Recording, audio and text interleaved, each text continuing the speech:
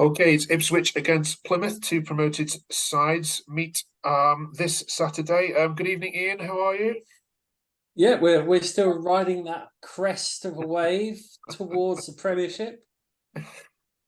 Here's a nice stat for you. I read this morning. Kieran McInnes side are the first promoted team in any English division to start a season with 10 wins in their opening 12 games. That is incredible, isn't it? No, I mean it was a couple of weeks back where I think Leicester broke one of the records, and now like I say, we've the first team across any tier to keep winning that many games in its first promotion year. So yeah, I mean, people keep saying that, yeah, well, give it 6 games and it'll all change. And then it's, well, give it 12 games and it'll change. And then you've got no depth. And I'm like, well, what depth are you guys referring to that we don't have? Because, we've got depth if we need it. But if depth was such a key player, how come other teams are struggling to get consistent results? So I don't really get that. I don't buy into that. Okay. 9 points here with a game in hand. You're going to the Yeah. Premier League, aren't you? Yeah, well, there'll be some fans probably saying about how, that's it, that's us done. I mean, I'm not sure at which point you kind of turn around and say, okay, there's a couple of horses that are running away with the race here. And like as someone said to me today, some teams are about as many points closer to being in second as they are to being 18th or 19th. So that middle pack is still too big, I think, to turn around and say, yeah, there's a few front runners at the moment. I mean, Leicester, everyone's saying that they're storming away with it. But when we play our game in hand, if we win that, it's only a couple of points. We're playing in Boxing Day, so it could be winner takes all come Christmas. Yeah, it's going to be a tasty one, that one. You got Norwich, I think, the week before, a week after as well. Oh, So, we got some big fixtures, yeah. okay. Let's talk about Bristol City then. Obviously, Rotherham was called off, so we can't review that one, but we'll go through the Bristol City game. What was your view of that? It's a tough place to go, isn't it? Yeah, yeah, it is. It's a long journey. I mean, we took 3,000 fans, which I think is outstanding on a Wednesday evening. But yeah, I mean, not playing Rotherham. Some might say, well, you got an extra week to prepare. But it was evident when we started in the second half, certainly, that we just weren't as crisp as we have been in previous games. And I think that having such an extended break was probably going against us rather than helping us, to be honest. So we got the result in the end.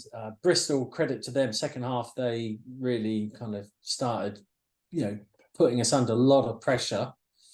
And that's what happens when you start to mess around at the back. You invite those opportunities for a team. And I think, nothing against Bristol, but I think there are a couple of other teams who've played this season so far would have potentially put us to the sword and at least got a draw out of us, maybe even a winner. Okay. And then just a word on Broadhead, who's now your leading scorer, I think with six, if I'm not mistaken. Yeah. He's unplayable, isn't he? Uh, yeah, I have to say, he's gone away with the Wales team, come back, and it hasn't impacted him in any way negatively. He's learning his craft. He's still a young player. It's been really good to see him. And it's not knowing where the goal is going to come from in Ipswich. You've got Broadhead who can score. You've got Hurst is up front. You've got Chaplin leading score in the league last year. I mean, I just don't know as an opposing team who you would pick out as a marking player to start with without allowing somebody else in. Plymouth then this weekend. Here's a controversial statement, but I'll say it to you anyway. Is it possible that Ipswich might have a bit of a mental block when it comes to Plymouth, given the results against them last season? Right, Ipswich and Plymouth were on a fantastic journey both last year. Both teams are really enjoying the whole season. I mean, Sheffield Wednesday were as well until the last 4 or 5 weeks. But we went to Home Park and we were leading. I think we're the only team that looks like we were going to get a win at Home Park, and then they smashed 2 goals against us. I think in the 75th minute they took the lead. That was a kick in the teeth. Brought them back to Portman Road. We're winning, and they got an equaliser in the 93rd minute, which again, yeah, you could say that it's going to turn out to be a mental block, but it's only one season. Previous to that, we've not really been either way with Plymouth. We haven't seen them as a bogey team. We haven't seen them as a walkover either. But I think that you could potentially say that all bets are off for Saturday. The two best teams in League One last year by a mile. and it's probably got 1-1 written all over it as a game. But yeah, I wouldn't say our current position in the championship is anything to gauge the result on at the moment. I mean, like I say, two promoted teams. It will feel like a cup tie, and I know that Plymouth will bring a crazy green army with them as well. So the atmosphere, I mean, it's been sold out for 3 weeks, the game, so that's pretty good going. Right, we'll catch you in a second for predictions and team news. Thank you for that. Pause there for a minute. Okay, Ian, then your views on Plymouth. What do you think is going to happen this weekend?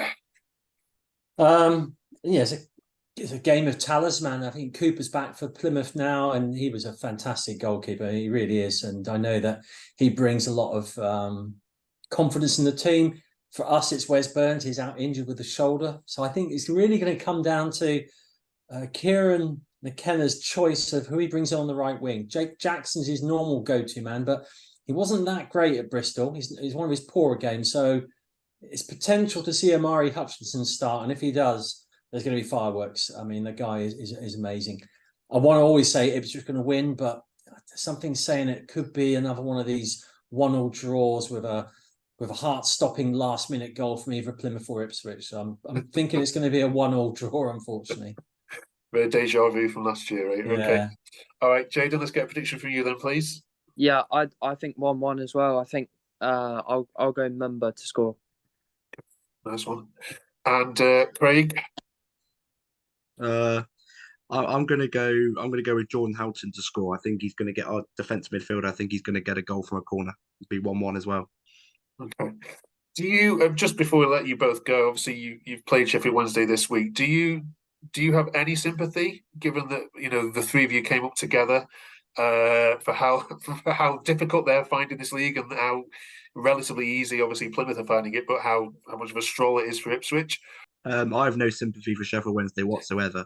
Obviously, what they did to Michael Cooper in regarding that incident, I have no sympathy whatsoever. I hope they get relegated. In my opinion, they're going down. They're gone. In my opinion, they're gone.